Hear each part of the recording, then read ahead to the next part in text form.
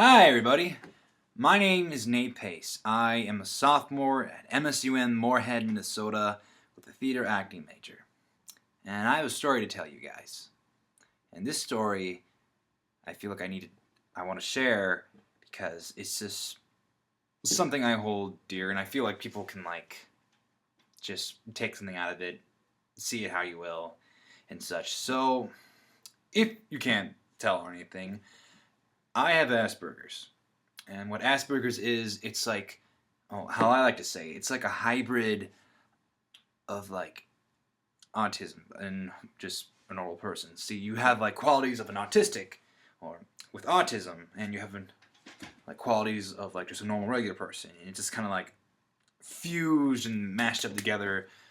Sometimes you'll ever have very high level of Asperger's and such, or they are very closely related to a person with autism, and then you have someone with medium low or medium autism levels with Asperger's, and I'm in that range. I'm in the medium low category.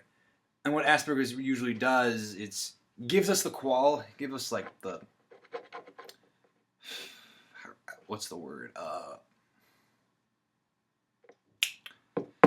quirks of just stuff. I'm just gonna call them quirks.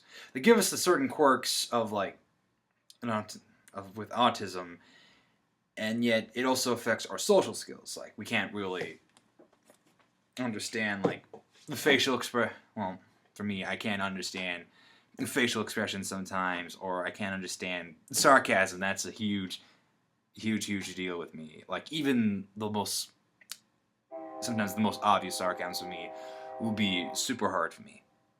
So, anywho,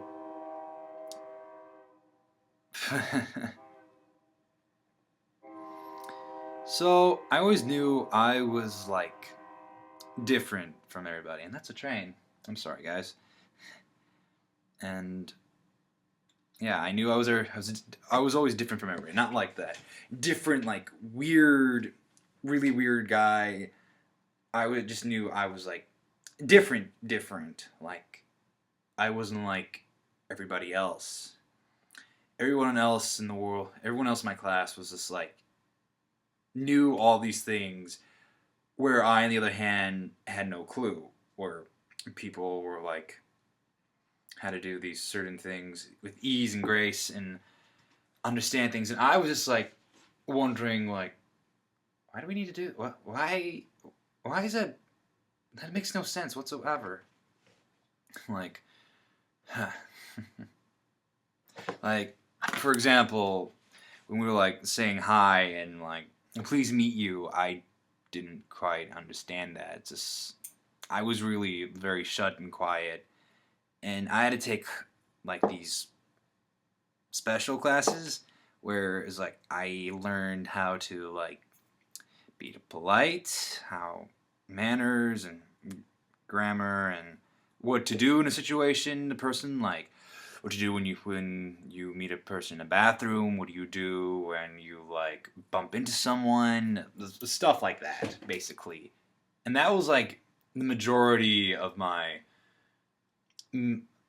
elementary through middle school years.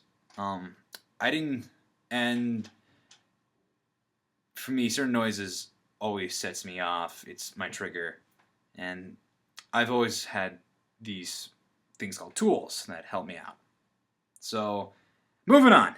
So, going into high school, it's my sophomore year, and I'm starting to notice more and more that I'm really different from all my friends, that I still couldn't understand certain emotions. I couldn't understand anger, or why a person would be angry at a person doing something like that, or why would a person be happy for something like this. I mean, it's not really being a sociopath or anything. It's you don't feel anything. It's you don't understand the emotion, and I knew the emotions and such, and I feel it. I just don't know how to express it or how to deal with it in situations. So, I stumbled on a book in my high school library, and it was a book about a man who had Asperger's. And he was like, the book was called Look Me in the Eyes by John Elder Robinson. I do recommend reading it, by the way. And as I was reading it, I kind of noticed, like, that was me. Like, all these situations that he would describe about how he felt, like, just misplaced, and how he didn't felt like he fully understand things and all that. I felt I felt like that was totally me at the time. And so later on that year, we're at a speech meet, and we're at like a big national qualifying speech meet known as the NFL, the National Forensic League, not the National Football League. Boom. So, and we're all getting ready, and we're all like, we got our suits on, we're ready to do some speeching stuff, and one of my friends, whose name will be, let's call her Amanda, all right? So Amanda knocks on my door, and all the guys are in there, and she's like, "Hey, Nate, can I talk to you like real quick?" And I was like, "Yeah, sure. What's up?" And she had this weird look on her face. I couldn't really understand. And she said, "Well, can I talk to you in private in my room?" So my mind was like trying to process this, like, okay, sure. We were like ex-boyfriend and girlfriend, but okay, yeah, sure. We were pretty good friends at this point too. So, so I go into her room, and she still has this look, which I still don't know. And I'm like, what's up? What's going on? And then she looks at me and she asks, "Why didn't you tell me you had Asperger's?" And I just looked at her, just with a blank face, like, what are you talking about? And she told me that she overheard a para of mine who helps me runs the resource class I go to during high school, and talking to my teachers about my Asperger's and how that kind of needs that from some of my resources stuff. And I just stared at her longer, and it all suddenly clicked, just like that.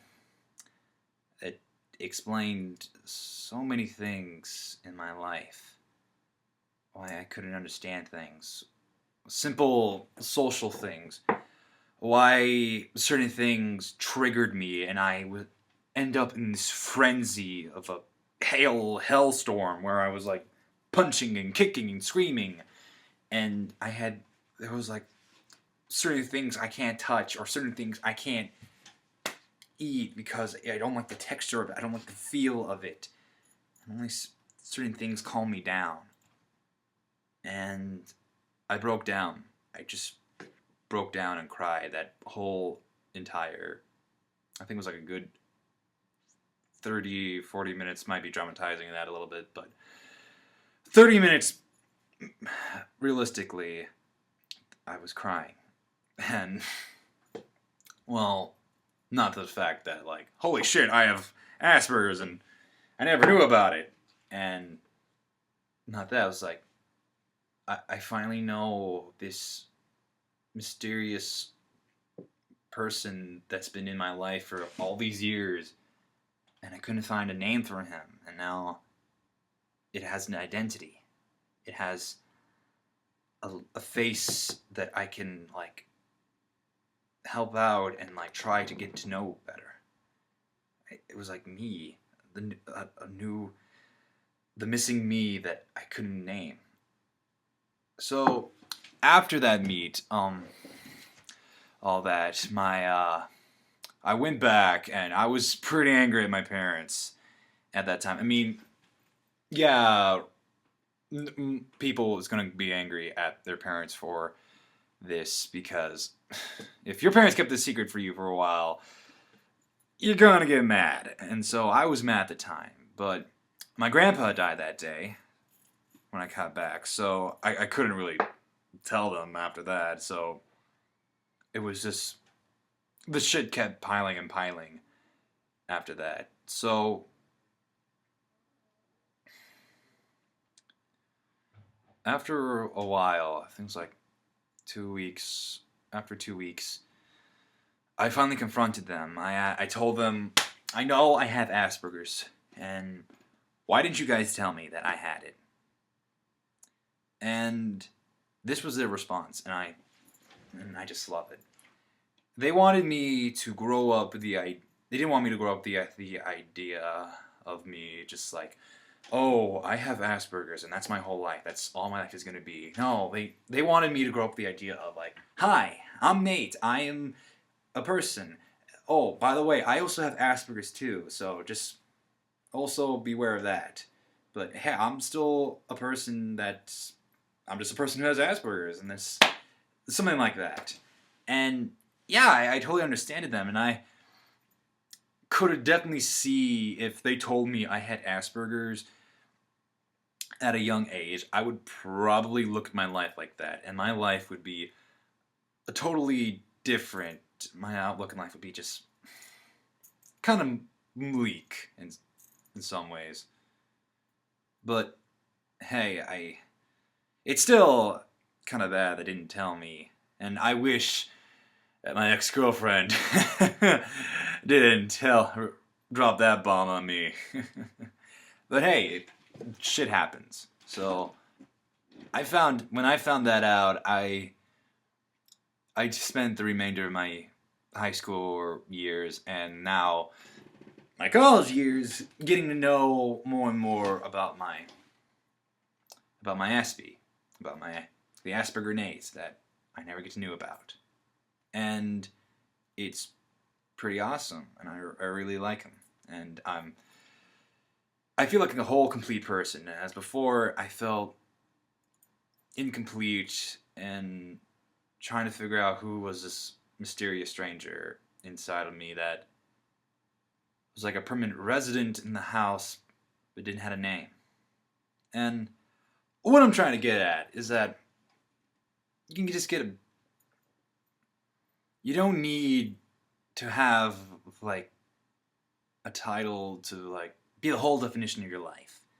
I mean, some people look at that sometimes, and I know I'm not trying to say this in a bad way, but sometimes people make a whole big deal of like with the Asperger's and autism thing. I know it's like a bad thing, and it's like something that would definitely be good, but it's just who we are. I mean, it's just become our personality. It's what we are, and I feel like if I was offered a cure for my Asperger's, I would turn that down. Like, no way. I mean, my Asperger's is me, and I would lose me. You know what I'm saying? Anyway, so I just want to tell you guys a story. And I hope you guys like found some like nice, good message in there or somewhat.